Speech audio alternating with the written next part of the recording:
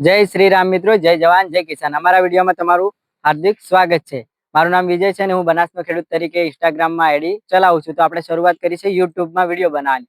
તો આજે તમને બતાવીશું કે અમે એક નવા પાકની વાવણી કરેલી હતી અને અમે ચોળી અને એનો આંતરપાક કર્યો, તો ચોળી વેણીને આપણે વેચી દીધી છે। તો તમે નવા પાક વિશે માહિતી આપીએ।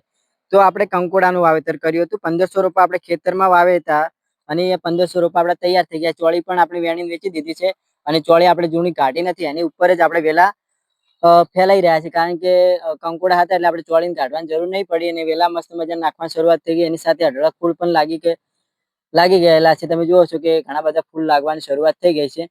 તો આપણે પહેલી વખત આપણે અખતરો કર્યો છે, કારણ કે પહેલી વખત અખતરો કરી અને પછી વધારે વાવીશું, કારણ કે આ સાલ આપણે કંકોડામાં કેવું ઉત્પાદન મળે અને કેવું આપણે નફો થાય, તો આવતી સાલ આપણે વધારે પડતા કંકોડા વાવીશું, મસ્ત મજાનો મોડવો પણ બનાવીશું। આ સાલ પણ થોડો મોડવો આપણે બાંધવાનો છે। આ 1500 રોપા છે એટલે 1500 રોપાનો મોડવો બનાવીશું આપણે।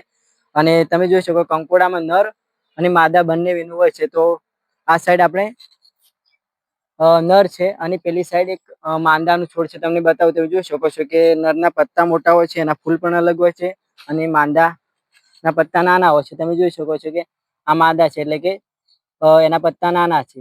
તો જ્યારે નર માદાનું હવાથી એકબીજાનું મિલન થાય ત્યારે આપણે કંકોડા લાગવાનું શરૂઆત થઈ જાય છે। તો ખેતીમાં ઘણી બધી માહિતી હોવી જરૂરી છે, કારણ કે અમુક વાર આપણે નર માદાને ઓળખતા નથી અને તો કંકોડા પણ આપણા તૈયાર નથી થતા।